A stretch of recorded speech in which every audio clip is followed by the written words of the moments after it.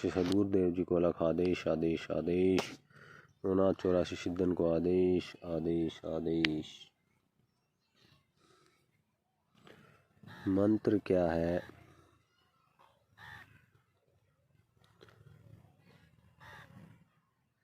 मंत्र के लिए सभी कहते हैं फला मंत्र, वो मंत्र, ये मंत्र, उस देवता का मंत्र, उस भूत का मंत्र, उस पिशाच का मंत्र, वैदिक मंत्र, सात्विक मंत्र, तामसिक मंत्र, बहुत तरीके से मंत्र होती रहती है। मंत्र आखिर है क्या? मंत्र अक्षरों के मेल से शब्दों की रचना और शब्दों के मेल से मंत्र की रचना। अक्षर ध्वनि का एक उद्गम स्थल है। मंत्रों की उत्पत्ति ऐसा भी माना गया है कि भगवान शिव के डमरू से हुई, डमरू की आवाज से। अक्षरों की जो उत्पत्ति है टकराहट से हुई। डमरू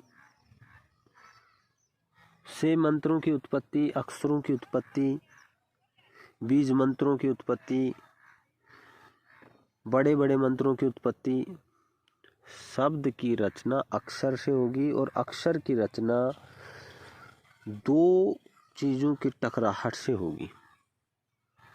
जब तक कोई टकराहट पैदा होगी ही नहीं तो ध्वनि उत्पन्न नहीं हो सकती है। और मंत्र ध्वनि की जो तरंगे हैं जहाँ से निकलती हैं, जिससे वो तरंगे बनती हैं, वो एनर्जेटिक लहरें, वो तरंगे जिससे उत्पन्न होती हैं, वो मंत्र है।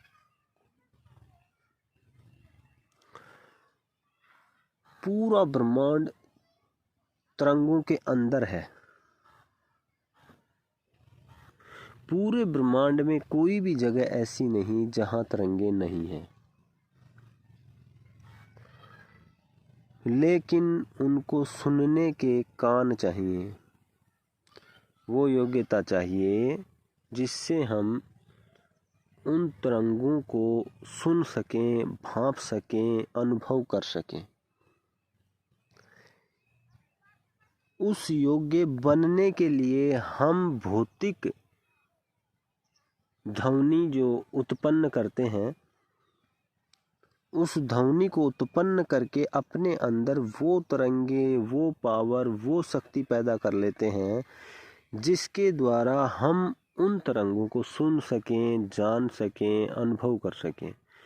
और वो तरंगे जो हैं, जो हम इन कानों से नहीं सुनते, इन कानों से नहीं सुन सकते, उन तरंगों की जो शक्ति है, उनकी जो पावर है, उनकी जो एनर्जी है, उनकी जो ताकत है, वो इतनी तीव्र है और इतनी बेहद है कि उसको आंकना मुश्किल है। उस पावर को, उस ध्वनि को, उस आवाज़ को सुनने के लिए और उसे जानने के लिए, उसे महसूस करने के लिए मंत्र भौतिक रूप से दिए जाते हैं, उनका जप किया जाता है, वो उनका उद्घोष किया जाता है, जिससे वो ध्वनि उत्पन्न होती है और जिसके कारण पर्यावरण में, वातावरण में एक आवरण बनता है और उस आवरण से एक ऊर्जा क्रिएट होती है। और उस ऊर्जा के द्वारा हमारा जो ये भौतिक शरीर है, इसके अंदर हम एक ऊर्जा पैदा करके, उन मंत्रों का उद्घोष करके, उन मंत्रों का जप करके अपने आप को उसके लायक बनाते हैं, जिसके कारण हम, जिसके जरिए से हम अंतर्मुखी कानों से, अंदर के कानों से उस आवाज को सुनते हैं। अपनी आत्मा को, अपने शरीर के अंदर जो चेतन अवस्था है, उसको जागृत करके, उसको जान करके, उसकी ओर आकर्षित हो करके, उसको पा करके हम उस ध्वनि को सुन पाते हैं।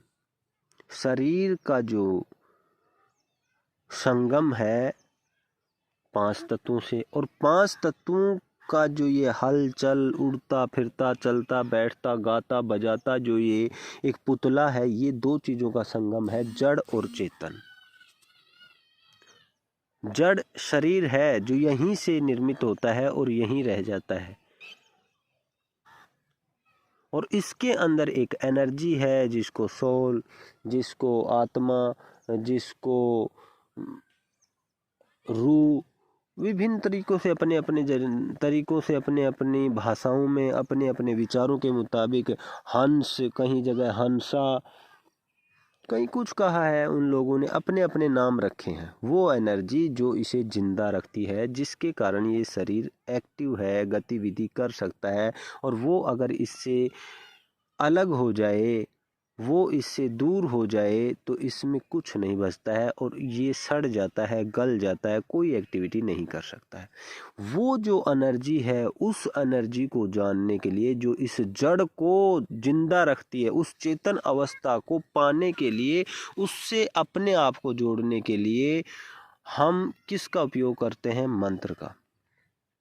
शरीर के द्वारा, भौतिक ये जो साधन है, इसके द्वारा, इस जड़ के द्वारा हम बहुत सारी चीज़ों को उपयोग कर सकते हैं, उन्हें पा सकते हैं, उन्हें देख सकते हैं, उनको काम में ले सकते हैं। जैसे हम चल सकते हैं, किसी को बोल सकते हैं, किसी को बुला सकते हैं, कोई भी कार्य भौतिक कर सकते हैं,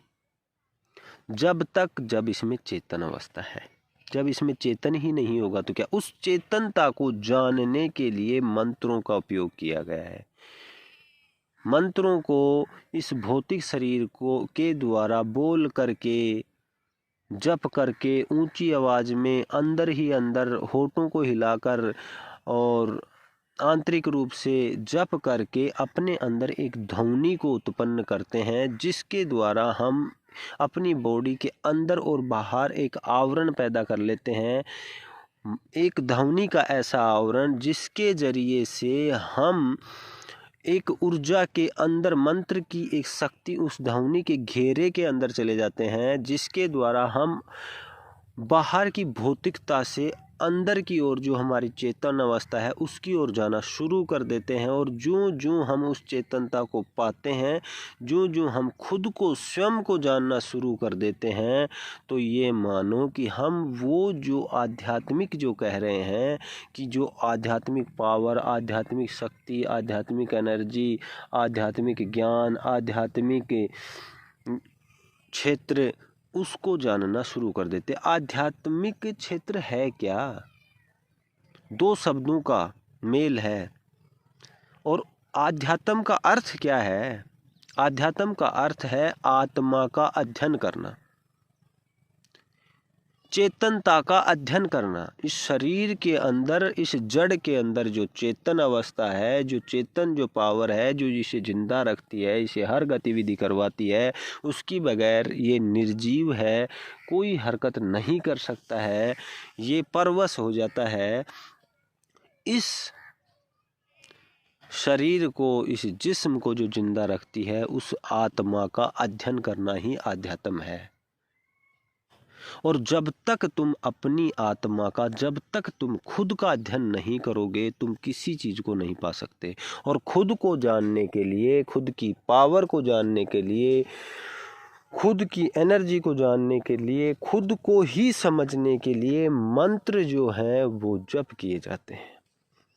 यंत्र जो है वो उपयोग में लाया जाता है, तंत्र जो है वो उपयोग में लाया जाता है। तुम दुनिया को, तुम बाहरी चीज़ों को, तुम भौतिकता को, तुम संसार को अगर जानना चाहते हो तो पहले खुद को जान लो। अगर तुमने ये पा लिया कि तुम स्वयं हो, तो ये मानो कि ये सृष्टि है और इसमें, इसको चलाने वाला कौन है उसे आप अवश्य जानेंगे। लेकिन कोई भी व्यक्ति, कोई भी इंसान, कोई भी आदमी ये नहीं सोचता कि मैं खुद को जानने की कोशिश करूं। सभी बाहर भाग रहे हैं। मैं ये नहीं कह रहा कि मंदिर में जाने से कोई कुछ प्राप्त नहीं होगा, हासिल नहीं होगा। वो तंत्र है और यंत्र है, उसकी भी ऊर्जा है, लेकिन उसके द्वारा भी हम खुद को ही जानेंगे। तो खुद को जानने के लिए हमें कोशिश करनी है, हमें प्रयास करना है। और वो तंत्र से, मंत्र से और यंत्र से, ये तंत्र मंत्र और यंत्र क्या है? ये अंधविश्वास नहीं है, ये पाखंडवाद नहीं है, ये चली हुई कोई रीति रिवाज नहीं है, ये कोई प्रथा नहीं है। तंत्र मंत्र और यंत्र एक विज्ञान है, एक साइंस है, जिसके द्वारा हम भौतिक और इस खंड में भी और दूसरे खंड जो इन आँखों से नहीं देख सकते, उन खंडों में भी, इस लोक में भी और परलोक में भी क्या कुछ है, क्या कुछ नहीं है, उसके बारे में जान सकते हैं, उसे महसूस कर सकते हैं, उसे पा सकते हैं, उसके बारे में हमें अनुभव हो सकता है, उसका अवलोकन हम कर सकते हैं। वो विज्ञान है तंत्र मंत्र और यंत्र। सनातन सभ्यता और संस्कृति की जड़ें तंत्र मंत्र और यंत्र में हैं। अगर कोई जानना चाहे तो इसके लिए खुद को जानो, अपने परिवेश को जानो, अपने पर्यावरण को जानो, अपने कल्चर को जानो, अपने रीति रिवाजों को जानो, पुरानी परंपराओं को जानो, इनके बारे में अध्ययन करो। पैदा हुआ,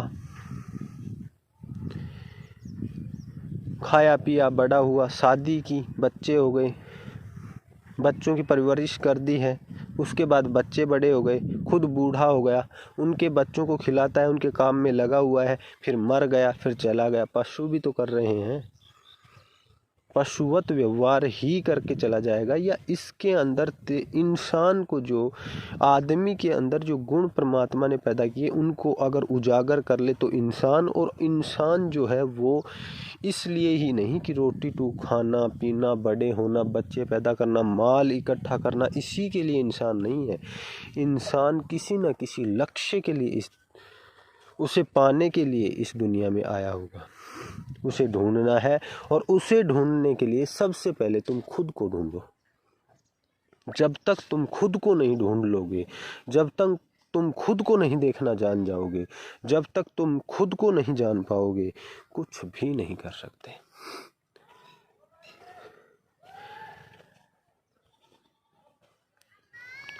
दो लाइनें लिखी हुई हैं। भीका भूका से कहे। भीका नाम का संत है, और भूखा वो व्यक्ति है जो अपने पास में खाने का सामान भी ले रहा है, लेकिन उसे पता नहीं कि तेरे पास है क्या, और वो लोगों के सामने हाथ फैलाकर भूख मिटाने के लिए भिक्षा मांग रहा है, भीख मांग रहा है। तो भीका नाम के संत ने कहा है कि भीका भूखा से कहे सबकी गठरी लाल, कि सभी के पास एक गठरी है जिसके अंदर बेशकीमती लाल है। भीका भूखा से कहे सबकी गठरी लाल, विरय खोल नहीं जानते, उसकी गांठ खोलना नहीं जानते, उस गठरी को कभी देखते नहीं, लटकाए घूम रहे हैं, उन्हें पता ही नहीं है कि तेरे क्या लुमक रहा है, तेरी बॉडी के साथ में क्या बंधा हुआ है, तो किस चीज़ को लटकाए घूम रहा है, ये बोझ तेरे पीछे क्या है क्या नहीं है, उसे नहीं जानता। लोगों की ओर तलाश रहा है, उनकी ओर खोज रहा है, उनके पास जान रहा है कि इनके पास सब कुछ है, तेरे पास कुछ नहीं है। तो भीका भूखा से कहे सबकी गठरी लाल, विरय खोल नहीं जानते, ताते भये कंगाल। कंगाल होने का कारण है खुद को नहीं जानना। तो इसलिए नाथ संप्रदाय और सिद्ध परंपरा हमेशा खुद पर रिसर्च करने की, खुद की तलाश करने की, खुद पर शोध करने की परंपरा है। सिद्धों ने अपने आप को साधा है, किसी देवता, किसी इत्र, किसी पितर को नहीं साधा। नाथ संप्रदाय की जो सिद्ध और नाथ हुए हैं, उन्होंने अपने आप को साधा है। जब जिस दिन वो तुम लोग अपने आप को साध लोगे, उस दिन ये मानो कि सब कुछ साध चुके हैं। समझने की कोशिश करनी चाहिए, गहराई से किसी चीज़ को जानना चाहिए। आदेश आदेश।